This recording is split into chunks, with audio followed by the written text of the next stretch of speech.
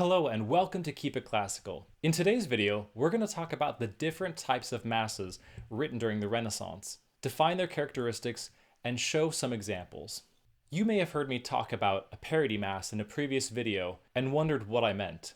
In this video, I'll explain that and other types of masses. I know that I had a tough time studying for these during my undergrad, so I'm hoping to make this easier for other music students studying them right now.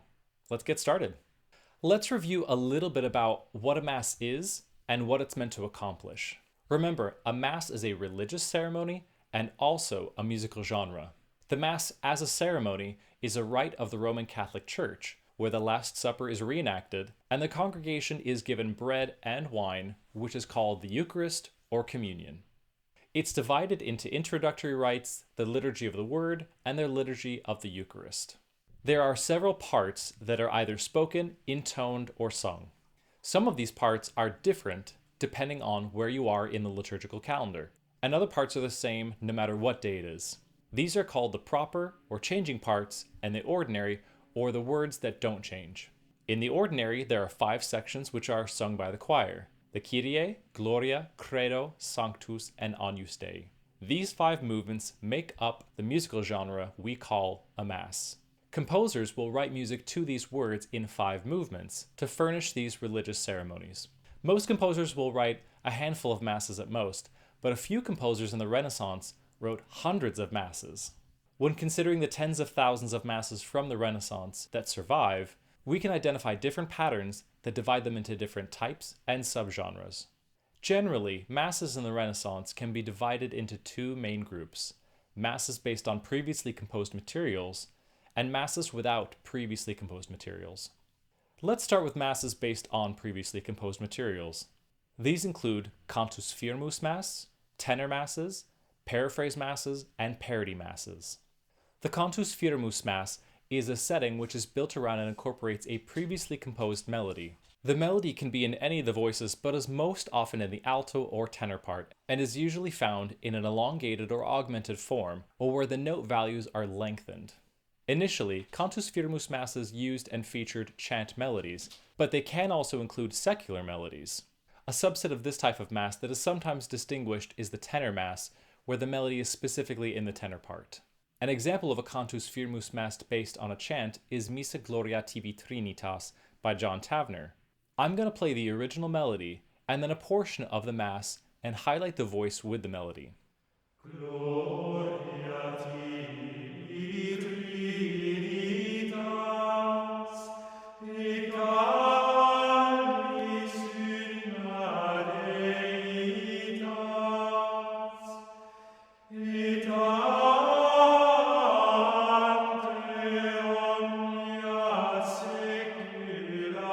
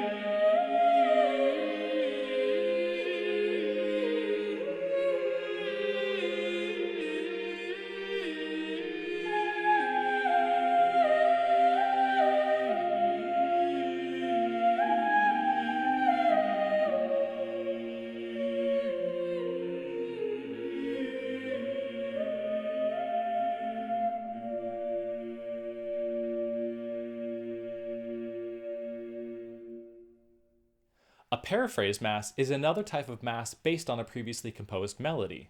But rather than leaving the melody intact, the melody is altered and elaborated. In other words, the original melody is paraphrased from its original form. Additionally, the melody will more often be swapped from one voice part to another voice part in the same movement. One of the best examples of a paraphrase mass is Missa Pangelingua by Josquin. I'll play the original melody, and then I'll play a portion of the mass and highlight where the paraphrased melodies are. Angelingua gloriosi corporis mysterium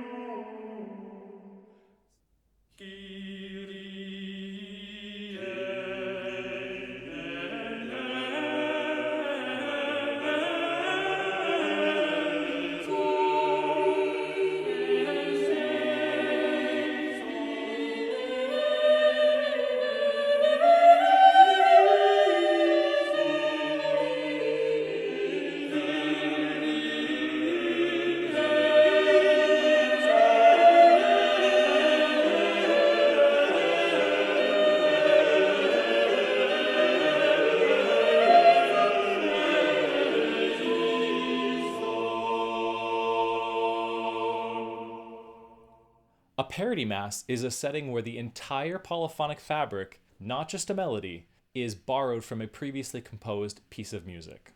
This can come from sacred and secular sources, and can be music that's written by another composer entirely, or from the composer's own body of work.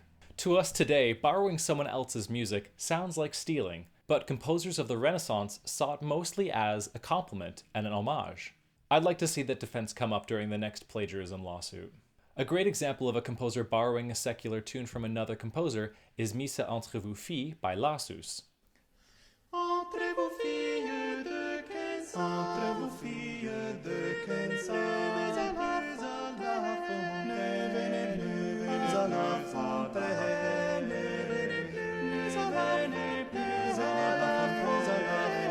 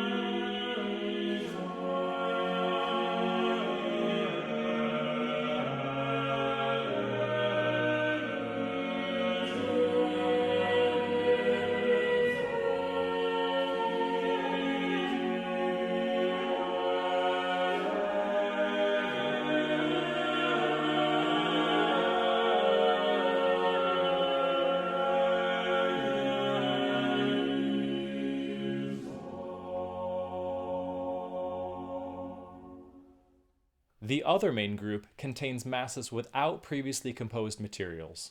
These include cyclic or head masses, Soggeto Cavato, and freely composed masses.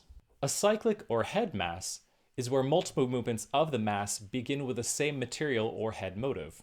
You can see this just from looking at or listening to the first few measures of each movement of a given mass. A great example of a cyclic or head mass is the Mass for 5 Voices by William Byrd, where every movement except the Sanctus begins with the same material.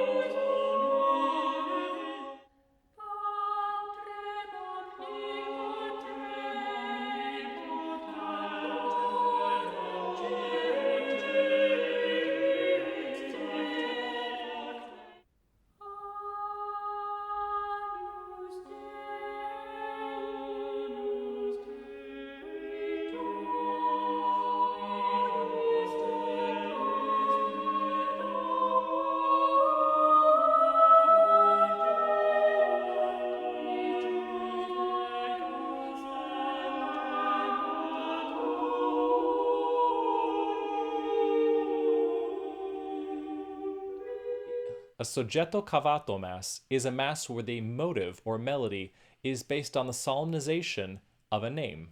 This is where a composer will assign solfege symbols to the syllables of a name. For example, if we were to take my name, Matthew Nielsen, and solemnize it, you would get something along the lines of Fa, Re, Mi, Re.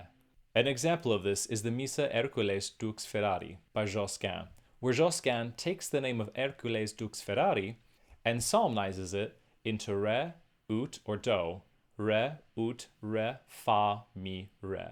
Let's listen to part of this mass, and I'll highlight the melody in the music.